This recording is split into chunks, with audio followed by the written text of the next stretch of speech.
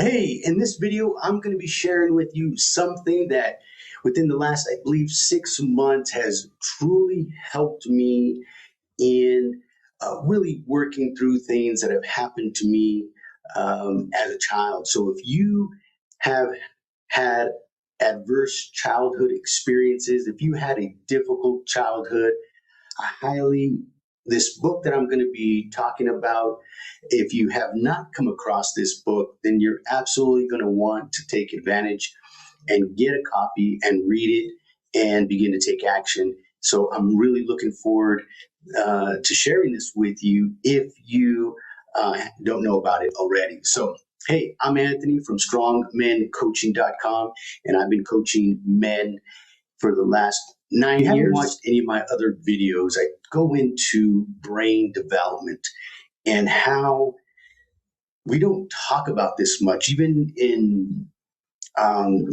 just your normal day life when we have issues. I think people tend to consider, hey, I had a difficult childhood, it's behind me, I'm moving on, I'm an adult. But what happens is when we go through trauma in early life from 0 to 7, especially, of course, anytime after that, but from 0 to 7, and even when we are inside the womb of our mother, we are preparing to survive. And when there is a lot of stress, uncertainty, it causes us to be born with a brain that is prepared to live in a stressful environment. So if you haven't checked out those videos yet, I highly encourage you to take a look at those. But what I want to share with you today is that once you understand about what was going on when you were in the womb of your mother and while she was pregnant with you, and then after having real life personal experiences, traumatic experiences, and the relationship that you have with that parent or your parents and how that impacts your life today, you will continue to suffer unless you do something about it. So it's one thing to know of why or what happened with your brain, how your brain was developed, and understanding that aspect. But one of the things that has helped me in the last, I think about 6 months now, I came across a book called It Didn't Start With You. And oftentimes we don't take in consideration the lives of our parents and even our grandparents and how things get passed down from generation to generation. A grandparent, they went through their own experiences and the way they were treated, the world that they lived in, and then the next generation comes, and then how they're treated and how they're looked at, and those experiences then get passed on to the next generation. And so this is another reason why we see things happening consistently throughout generations. And one of the things that is very important in your own personal growth is understanding this, having empathy and compassion for what your parents, and not only your parents, but what your grandparents went through. Because if you did go through traumatic childhood experiences, more than likely so did your parents, one of your parents, and your grandparents. So let me share just one example. In my grandmother, who was born in the United States to Mexican parents. So her parents are Mexicans, but they traveled in the United States. This was back in the early 1900s. And my great grandfather was working on the railroads in Kansas. And my grandmother, who already had, I believe, a sibling or two when she was born. And my grandmother was born in Kansas. Well, while my great grandfather was working on the railroads, he was killed. My grandmother was young when this occurred. Now her mom is has two or three children, and I don't know much about her, but one can imagine that time period, being a woman, two to three kids, not good. So you can already imagine there had to have been uncertainty, stress, worry, scared perhaps. And they then eventually went back to Mexico, where my grandmother was raised. Women are born with all the eggs they will have throughout life. So they're born with all the eggs. My mother, the egg who my mother would eventually be, was with her. So that whatever my grandmother went through in losing her father, the stress, the anxiety, the worry as a little girl who's carrying all the eggs she will carry through life is with her. So then that's a physical experience. Then you have the outward experience, for example, seeing her mother perhaps cry, perhaps worry, perhaps fear, and that affecting my grandmother, who's a little girl at this age, not only losing her father in a traumatic way, but also now having to live in uncertainty, having to travel from Kansas to Mexico. When my grandmother eventually met my grandfather, they had they lived in their community, and then my grandmother, being a U.S. citizen, wanting to go back to the United States. This is in the early this is the 1940s, late 1940s, and they then and then my grandmother at the time had four children and a fifth one on the way. They make it to the border of the United States, and they don't have much finances. And they did at one time. My grandfather had a bakery, but they're taking the risk, the chances of going to the United States and building a life in the United States. So while they were traveling and making it near the border between Mexico and the United States, her husband falls ill and dies. And she is pregnant with a fifth child. Now, my grandmother, who already had that experience of losing a father in a traumatic fashion at a young age, that is still with her. That experience then led to, had that physical response, that not only the physiological response, but also physically experiencing the suffering of her mother. So she has that with her already. Now she goes through an experience of losing her husband of five children, and she's pregnant with the fifth one. That fifth child is my mother. Only women who have experienced this will know what that is like. So now she's a woman who isn't an established situation. She has four young children. She's pregnant with the fifth, who is my mother, who later becomes my mother. Can you imagine the pain of losing her husband, the pain of now her realizing her children without a father, the financial loss, the uncertainty? And I'm certain there's a lot of fear and worry and stress while she is pregnant with my mother.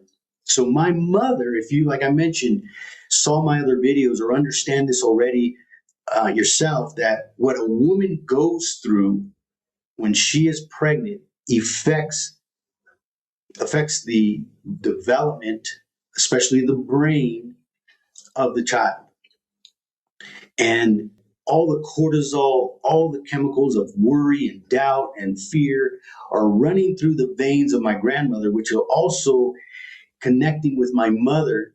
And the body, the baby's, the brain is growing in order to prepare itself for the environment that it's about to be born in. So now my mother is born, and now it's all about survival. And by this time, my grandmother was in the United States. My mother was born in the United States. My mother, being a girl, also has all the eggs that she will have throughout her lifetime, which means I was there. I was there, right? The egg part of me, not, of course, physical, but the egg that I would eventually be developed from is with my mother. So when now everything that she went through before birth, the development of her brain, preparing her to already have a high stress response, is now living in an environment where my grandmother immediately goes back to work. There's a lady who then takes care of my mom and who's not with her mom all the time, right? Those very vital, important beginning months of birth, after birth, right? Then my grandmother eventually remarries. She has more children. Now you have to remember my grandmother's experience as a child. That just doesn't go away. Her losing a husband, then having a child, then having to take care of 5 young children, all the stress and anxiety. My grandmother did not have time to nurture, to be affectionate, to love my mother. So now, right, I'm with my mother, the egg that I would eventually be developed from, and how then my mother and her experience, and I've shared this in a previous video where my mother, my alcoholic father, was verbally and physically abusive. So then you now have my mother, right? I was already with her. There was an older brother. So my brother was born. I'm still there with my mother during this whole time, meaning the egg, right? I'm thinking you're understanding that part, that what I'm referring to mean being there. So this is all physically, this is all impacting myself before I'm even born. And people who have been in these situations, you as well.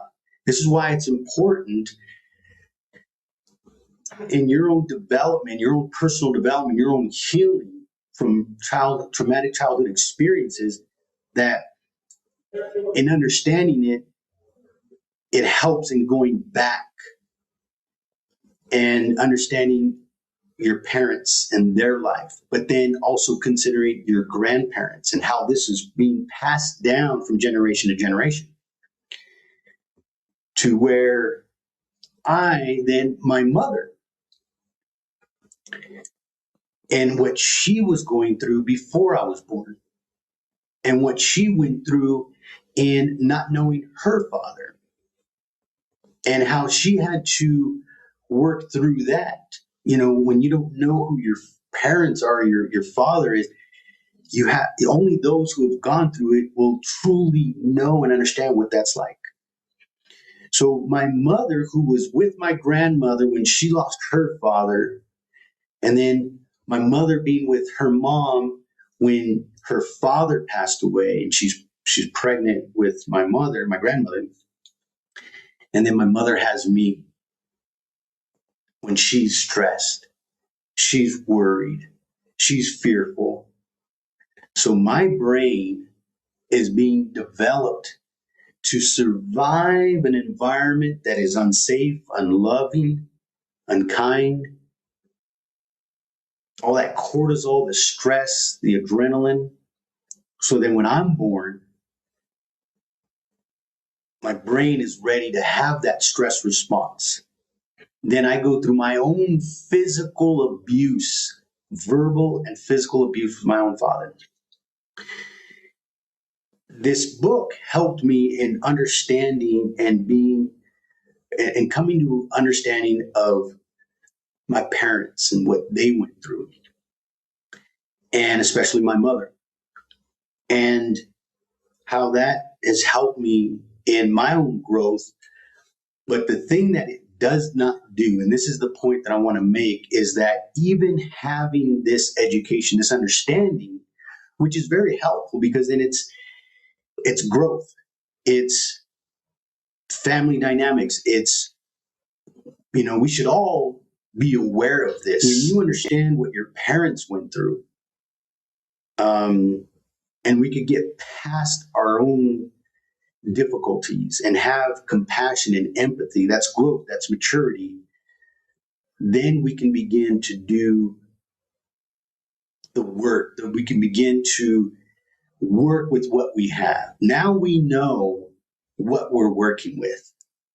And one of the things that's really important, I want to share this very important point, is that people who have gone through my experiences, similar experiences, or traumatic childhood experiences, is we want answers. We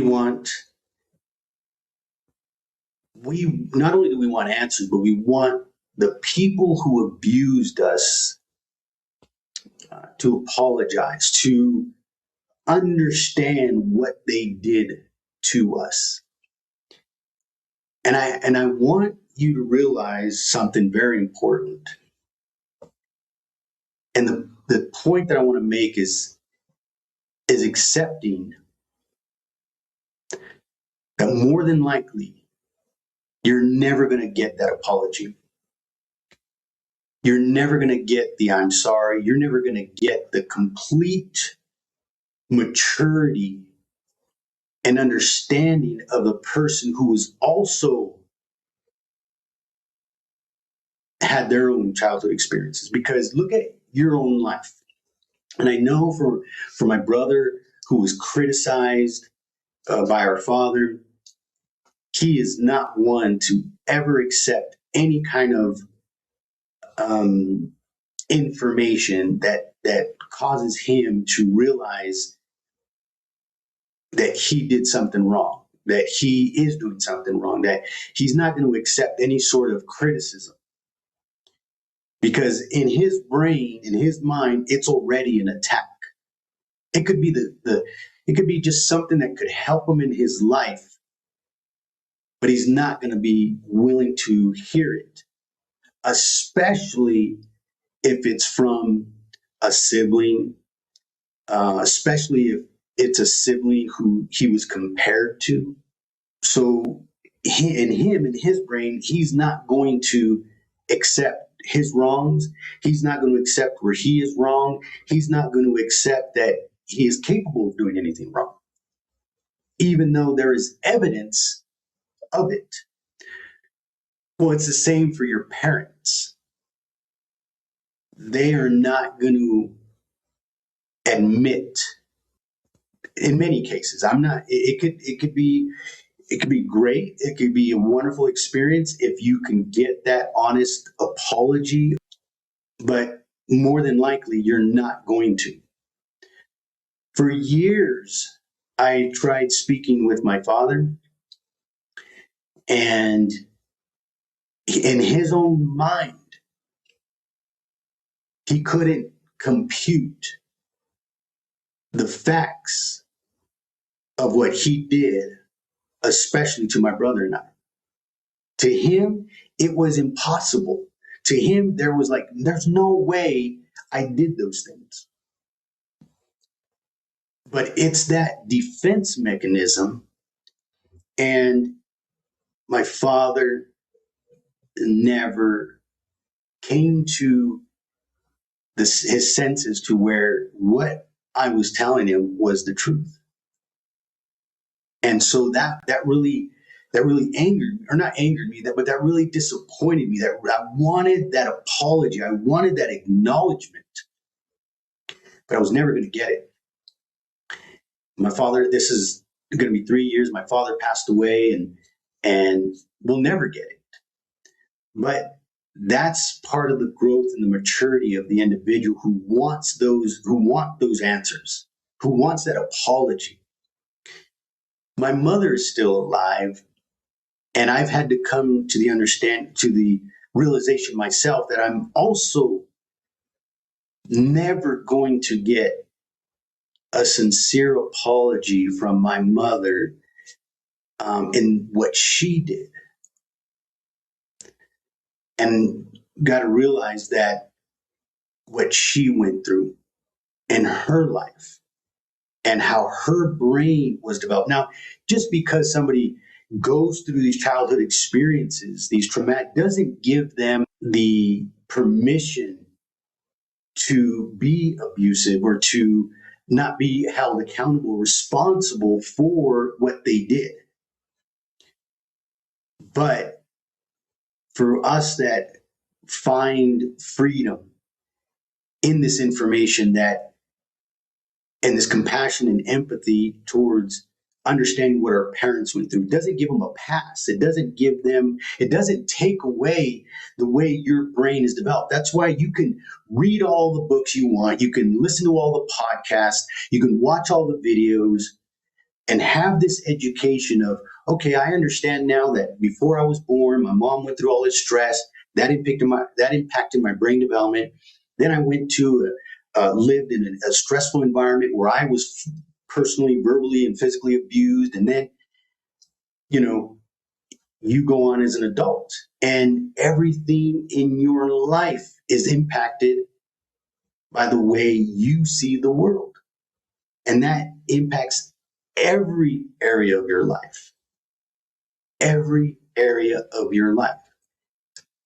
And once you get to this understanding, then it's about how can I now work with what I have and not be thinking about who I could have become if I didn't experience this, what I could have done or what I still need to do with all the therapy and all the talking about the past.